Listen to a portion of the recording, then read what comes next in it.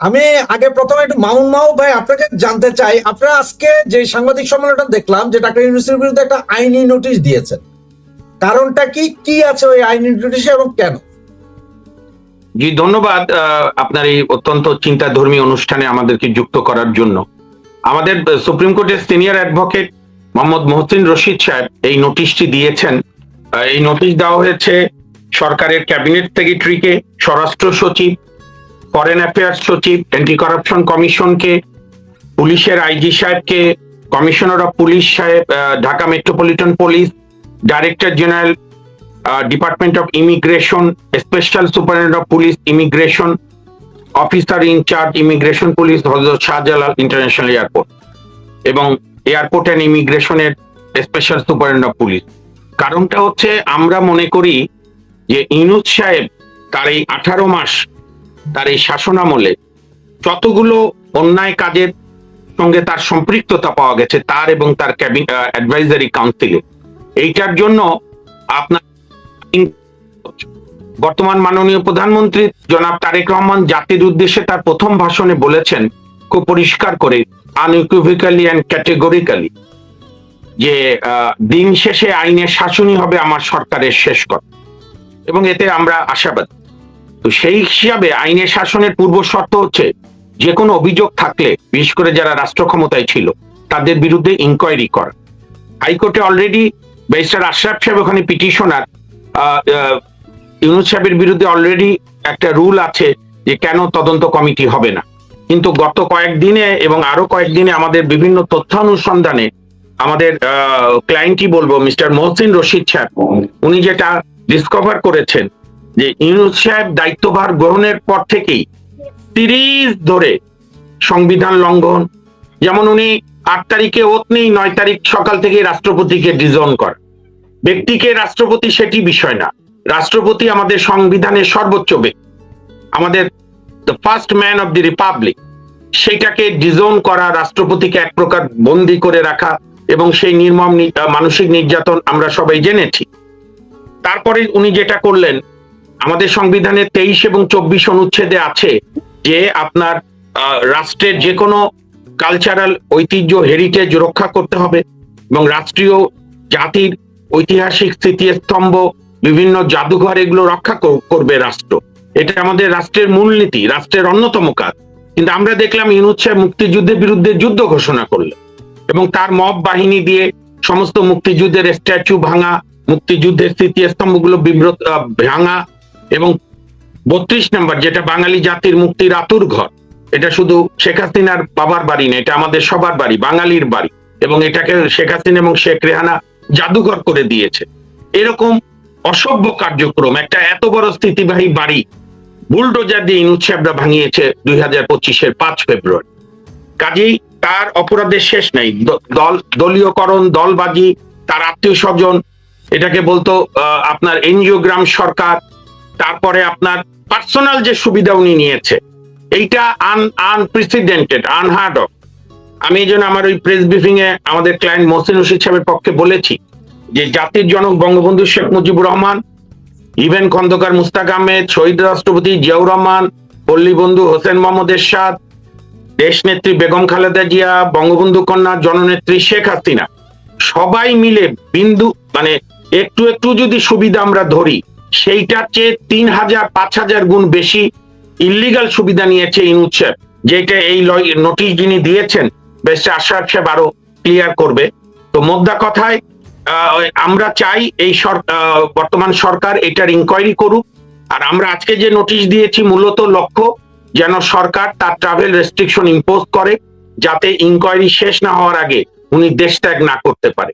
এবং এই যে জঙ্গিবাদ, আজকে যে জঙ্গিবাদের আতঙ্ক, এবং অলরেডি নিরাপত্তা পরিষদ থেকে আমাদেরকে সতর্ক করেছে, এই জঙ্গিদেরকে ওনার সরকার এসে জামিন দিয়ে ছেড়ে দিয়েছে, তাদেরকে চারণভূমি করেছে, তাদেরকে লালন পালন করেছে।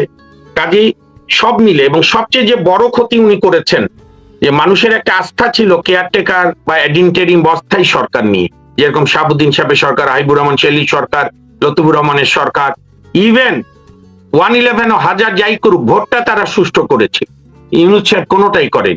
কাজে এই ধরনের এহেন ব্যক্তি যিনি একটা ভদ্রতার মুখোশ ধরে কিন্তু জাতিকে যেভাবে ধাবিত করেছে, মবক্রেসি চাপিয়ে দিয়েছে, একটা প্রজন্মকে নষ্ট করার চেষ্টা করেছে, সেই কারণে, এবং তার নৈতিক স্খলন হয়েছে, সাংবিধানিক অপরাধ হয়েছে, ফিনান্সিয়াল অপরাধ আছে।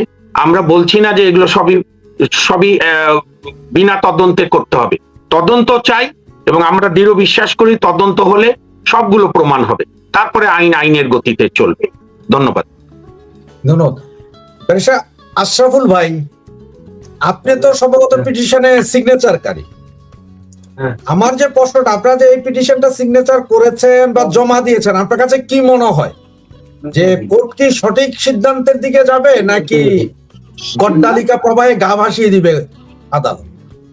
আচ্ছা, প্রথমে আপনাকে আইনগত বিষয়টাই ক্লিয়ার করি। আমি এখানে সেফ একজন আইনজীবী, সৈয়দ মামুন সাহেবও একই রকম।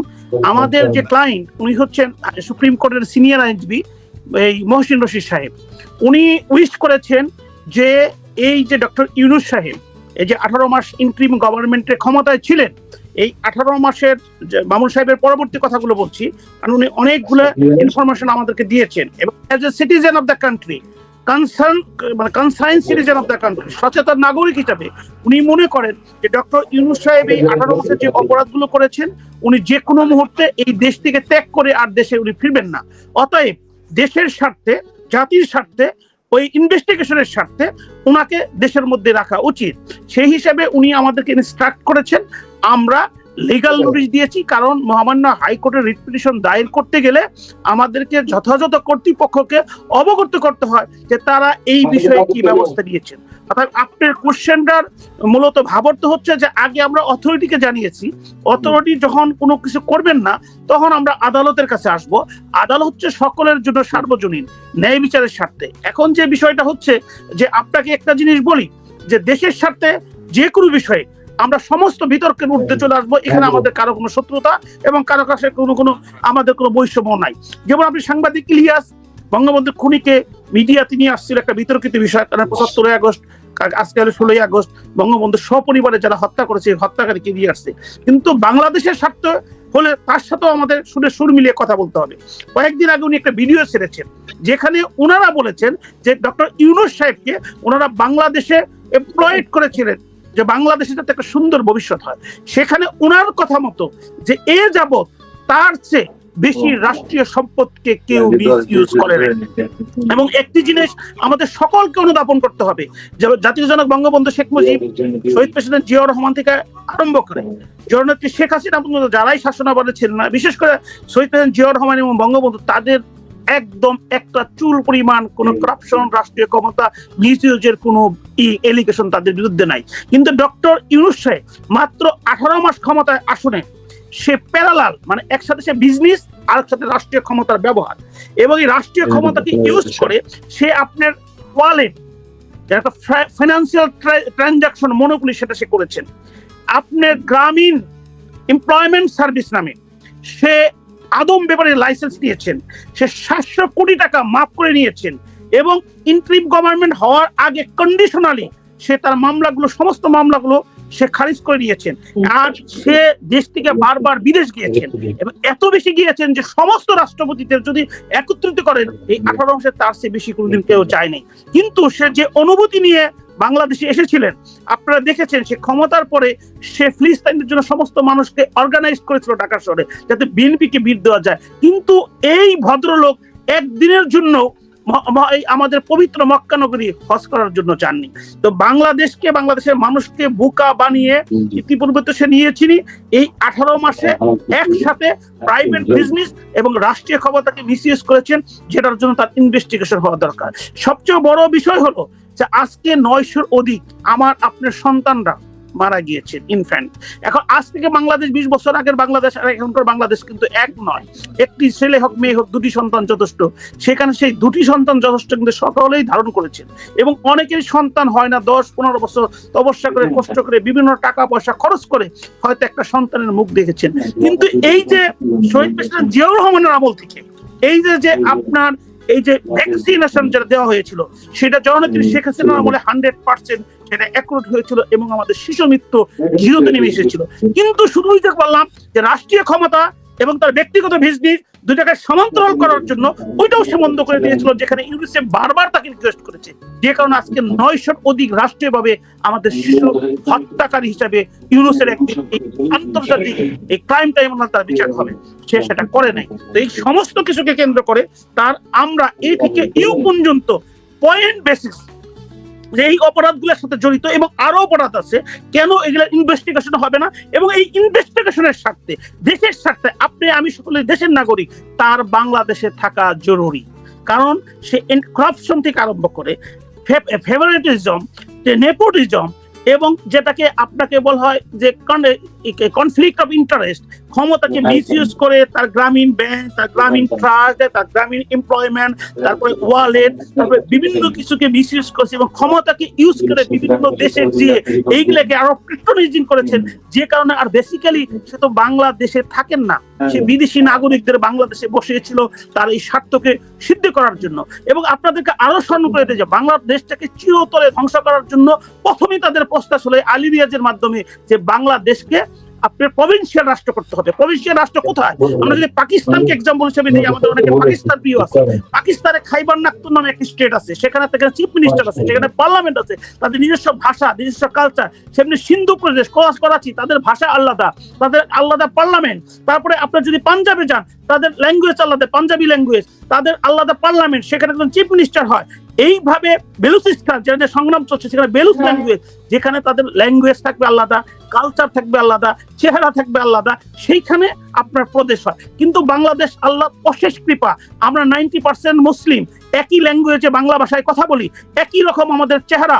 সমস্ত বাংলাদেশ যদি চিটাগাং এবং কুমিল্লার মধ্যে মাঝখানে কিছু আপনার টিলা ছাড়া সমস্ত বাংলাদেশ সমতল, সেই দেশটাকে শুধু তাদের ব্যক্তি স্বার্থে দেশটাকে দুর্বল করার জন্য, চিরস্থায়ীভাবে দেশটার ক্ষতি করার জন্য তারা কিন্তু দেশটাকে প্রদেশ করতে হবে।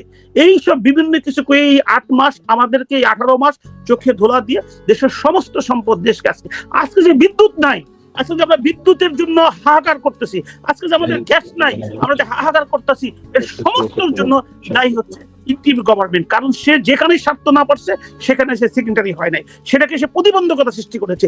এই 18 মাস প্রতিবন্ধকতা হলে বর্তমান সরকারের 6 মাসে তাদের ফাইট করতে হয়েছে। যদি সে সত্যিকারে আন্তরিক থাকতো, তার যে ইন্টারন্যাশনাল ব্যক্তিত্ব ছিল সেটা বাংলাদেশকে ছাড়িয়ে গিয়েছে, সে কিন্তু অবশ্যই এই বাংলাদেশকে একটা আধুনিক বাংলাদেশ একটা রূপকার হতে পারতো। বাংলাদেশের বিশ্বের যে দেশে উনি বসবাস করেন, যে জায়গায় উনি বসবাস করেন, সেই রূপায়িত করতে পারতো। কিন্তু আপনি লক্ষ্য করবেন উনি মোবোক্রেসির মাধ্যমে প্রতিষ্ঠিত জিনিস, যারা সৈয়দ মামুন সাহেব বলেছেন যে আর্টিকেল 24 যে রাষ্ট্রীয় সম্পদ যেখানে আমাদের রক্ষা করার কথা, আর্টিকেল 21 যেখানে নাগরিক হিসাবে আমার দায়িত্ব, এগুলো সমস্ত কিছু ধ্বংস করেছেন এবং নিজে সুপারভাইজিং করে, রাষ্ট্রীয় পেট্রোলিজিং করে, ওই 32 বোল্ডার ব্যবহার করে বিভিন্ন দেশ থেকে সুযোগ সুবিধা নিয়ে, এবং এই যে 900 অধিক শিশু মৃত্যুর কারণ, এগুলো সমস্ত কিছুকে কেন্দ্র করে যাতে উনি দেশ থেকে না যেতে পারে। আপনাকে বলা দরকার, ইতিপূর্বে আমি একটা রিট পিটিশন করেছি, সেটা হলো যে আইনের ভাষায় section 3 of the inquiry of commission অ্যাক্টের মাধ্যমে তার একটা কমিশন তদন্ত করার কথা, সেটার রেজাল্ট এখনো আমি একজন পিটিশনার হিসেবে পাইনি। সেটাও কিন্তু একটা পানিবদ্ধ বিষয় আমাদের লিগ্যাল নোটিশের মধ্যে আছে। তবে এই লিগ্যাল নোটিশটা আমরা দিয়েছি, আমরা ইনস্ট্রাক্টর হিসেবে আদর্শিত হয়েছি জনাব মহসিন রশিদ, যিনি সিনিয়র অ্যাডভোকেট। আপনারা দেখেছেন বিভিন্ন বিষয় নিয়ে সবসময় তিনি রাষ্ট্রের মানুষের পক্ষে ফাইট করেন, তার পক্ষে আমরা দিয়েছি। এখন দেখা যাক যে লিগ্যাল নোটিশে যথাযথ কর্তৃপক্ষ কি ব্যবস্থা গ্রহণ করে। যদি ওনারা ব্যবস্থা গ্রহণ না করে এবং আমাদেরকে যে ইনস্ট্রাকশন দিয়েছেন জনাব মহসিন রশিদ সাহেব, যদি উনি মামলা ফাইল করতে বলেন, আমাদের ইনস্ট্যান্টলি উনি দিয়েছেন, আমরা মহামান্য হাইকোর্টে রিট পিটিশন ফাইল করব যাতে উনি দেশ ছেড়ে পালাতে না পারেন। ধন্যবাদ আপনাকে। আমি মামুন ভাই, আমরা সচরাচর না সবসময় দেখি, বিদেশেও হয়, এইসব দেশেও হয়। আমি যদি আপনাকে ছোট্ট করে একটা কথা বলি, যেমন ফ্রান্সে সৌদির বাদশাহ এবং তার পরিবার ফ্রান্সের একটা দ্বীপে আসছিলেন ঘুরতে, নেস বলে সমুদ্র সৈকত। সেখানে আসার পরে উনি আসার 3 দিন আগ থেকে উনি যাওয়ার 1 দিন পর পর্যন্ত, মানে টোটাল 15 দিনের জন্য ওই দ্বীপের সমস্ত হোটেল থেকে শুরু করে সবকিছু বুকড হয়ে গেছিল। 1000 কোটি টাকার ব্যবসা ছিল এটা, সব বুকড। ওখানে জনসাধারণ যাবে না, সুতরাং কারণ বাদশাহ যাবে, বিশাল ব্যাপার। এইটা নিয়ে এখানকার ফ্রান্সের সুপ্রিম কোর্ট থেকে রিট অটোমেটিক, ওনারা সুপ্রিম কোর্টই বললো যে এটা হইতে পারে না, উনি যত বড় হবে উনি সাধারণ লোকের সাথে যাইতে পারবে, না হলে হবে না, সব বাতিল করে দিল।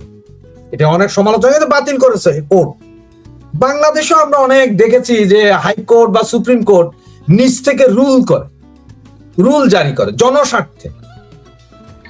এখন কেন মহসিন রশিদকে দাঁড়াইতে হইল, আপনারা যে সেটা রিড করতে হইল? কোর্ট এখন নিজের থেকে কিছু করে না কেন?